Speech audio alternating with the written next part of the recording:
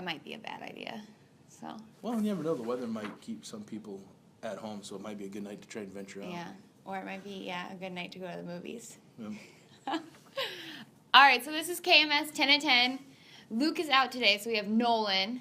And then I'm Ashley Eining. Second stringer. Yeah. But, we're... Special guest. He was special guest, Special and then guest. Luke decided Special. to ditch us. So that's why I've got the hat. Yeah. I'm the special And guest. then we're celebrating Christmas with our nice little Twitter hats.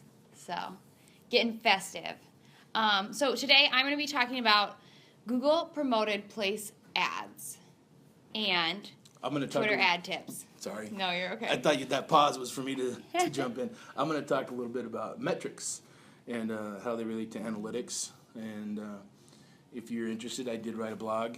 So I just touched really lightly. It's not super in-depth, but it's definitely worth a read, I think. What else are you going to cover? Twitter ad tips. I'm going to give some tips on Twitter ads. We know that Facebook is our big advertising platform for social media. That's where a lot of our clients like to go. That's where a lot of businesses like to go, straight to Facebook. But we don't want to forget about our other social media platforms like Twitter. So I'm going to give some tips today. Cool. So I'm going to get started. The first topic was Google promoted places ads. If you remember, we talked about this a while ago, and when it was first rolled out, first talked about doing these map ads. They were called promoted pins, which is similar to Pinterest promoted pins. And so it is the now being called promoted place ads. And if you remember us talking about it, it's going to be on your Google Maps, and businesses can sponsor their location and have their logo instead of that red mark, as well as an ad at the bottom of the screen. So they've been pilot testing it with a couple retailers like MAC Cosmetics, Starbucks, and Walgreens on Google Maps app on Android devices.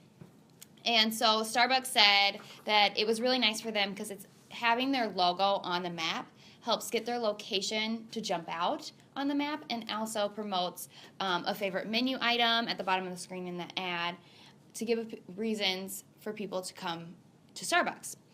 So their example was, so they had their little Starbucks logo, and their ad said, buy one festive favorite, get another to share for free.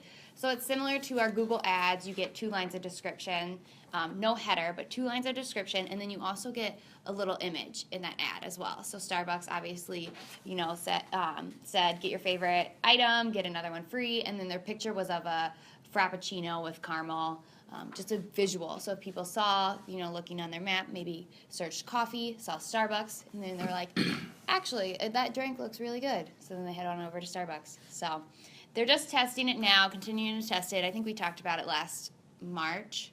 So it's been a while, kind of waiting for it, but something to keep in mind and start planning for businesses get to jump on that quickly. So Cool. And who doesn't like hot beverages? yeah, exactly, especially on cold days like this. Exactly. Are we getting... Nope, it's all frozen. So Luke, this is all your fault. You're not here to operate the equipment. Yes, so I wrote a blog on metrics and analytics. Oftentimes they're used interchangeably, but metrics are all the little individual pieces of data that you find in analytics. And analytics is just the analysis of all those pieces to help you forecast and pick out trends and activity that people are doing. And a lot of times the metric that you want to follow is really tied to the goal of your campaign. If you're just looking for traffic to your site, then some of the metrics that you might be looking at would be like new visitors, new users, new sessions, the percentage of new versus reoccurring, time on site, page views. But there are a lot of different metrics that you can track. And again, like I said, they're kind of tied to what is your goal. If you want people to call, then one of the features you might be using in your ads is a click to call. And then you can do call tracking, which will kind of allow you to see that history of that call. Where were they when they called? What time did they call? How long were they calling? So metrics there's a lot of different metrics, a lot of data that you can follow. But to help decide which ones to really decide whether your campaign was successful will be dependent upon the goal of your campaign, and what exactly you're wanting that individual to do. Yeah. I know one of the big things people are talking about now is attribution or channel attribution. You know, when people come and they make that final purchase, or they do that final action that you're requesting them to do, whether it be sign up for a newsletter or fill out a form, generally you attribute the last known activity used to that ad or to that campaign. And so they may have started off on a laptop but finished on a phone, Yep. a mobile device. And so some of the new attribution models allow you to track, well, where did this progressive journey start? You know, they ended here, but where did they start, and where did they go along that route? So there's a lot of neat ways to track a person's activity. And yes, okay, thank you, Sam. The blog is posted on our website, so if you want to check it out. In the comments below. Well, you didn't put that on the note card. So yeah, check out the blog listed below. Go to our website, check that out. I think it turned out well. Travis didn't give me the stink eye, so he must have liked it. Yeah, and it is very important. Like we say a lot, digital has so much data and so much Yes. that we can analyze to see how campaigns are performing and how much ROI you're receiving for your campaigns. It's so much more in depth than traditional marketing. And like you said, with analytics, we can see kind of that history of how people got to site, what they're doing on site, what actions they're taking, what actions they might not be taking, what pages they're going to. And you can really hone in on the process and really amplify that and fix your website to tailor to your consumers. So analytics is absolutely amazing. Yes, and So. it allows you to look at, you know, the content that they're using on your site. So, Cool.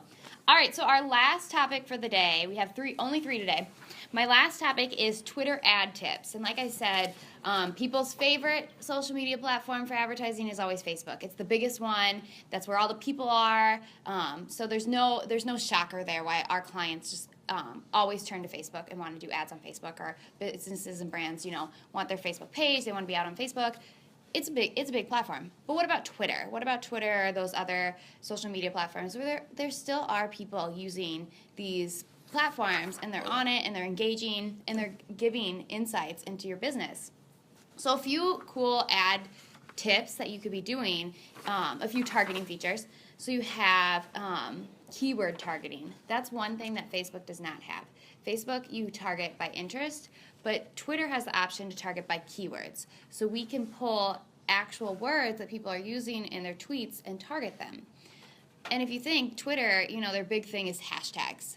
So they'll have a hashtag for maybe like the Super Bowl, hashtag Super Bowl 2016 or whatever it was. And you can target that hashtag and get all the audience that's using that term. So it's not targeting an actual audience group. You're not targeting sports fans. You're targeting people that are engaged at the moment using that tweet. So it's a cool opportunity. Another thing you can do is target people who've recently engaged with your tweet or even who've recently just saw your tweet. So that's a huge opportunity there. And another really cool thing you can do is target accounts. You can target their followers. So if maybe you wanted to target your competitor and all the followers that their Twitter account has. So really cool opportunities on Twitter that Facebook or another platform might lack. So don't forget about Twitter. And like I said, Twitter's a smaller audience, but it actually also has smaller competition on there. There's less advertising, so less competition, more opportunity to get your name out there, and bottom line, lower cost then. So you're way cheaper cost to get people to drive them to site or do an action, download your app, or register for an event, watch a video, lower cost. And that's what, most clients and businesses love to hear. So really cool opportunity. Don't forget about Twitter. and there should be a blog post in our feed here for Twitter. Yes. Was that a blog? I wrote a blog last summer talking about the different. Twitter had went ahead and built audience groups for you. So they do a lot of like household incomes or soccer moms. They built all these audiences for you, and so that's also another really cool targeting opportunity as well. And in that blog, we write out all the different topics, different groups that Twitter has built in the past, and I think they've added on to it since. So Cool. definitely check out that blog as well. So And just wanted to give a shout out to everyone who shared and commented on the last couple of videos that we did for our food drive. We are currently already over like 500 items, and I think we have another Yeah. video planned for one more video next week. next week. We'll be So- talking about your favorite gift you've either received or given. Or given. So think about that over the weekend and get ready to answer that question. Shout out, mine was my engagement ring to my wife. Aw. Best Christmas present ever. Yeah, make sure you comment that. Oh, I will. All right, cool. I think that's it for today.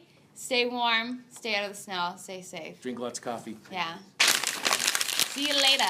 Have a good one. Merry Christmas. I had to do that because Luke always throws his papers.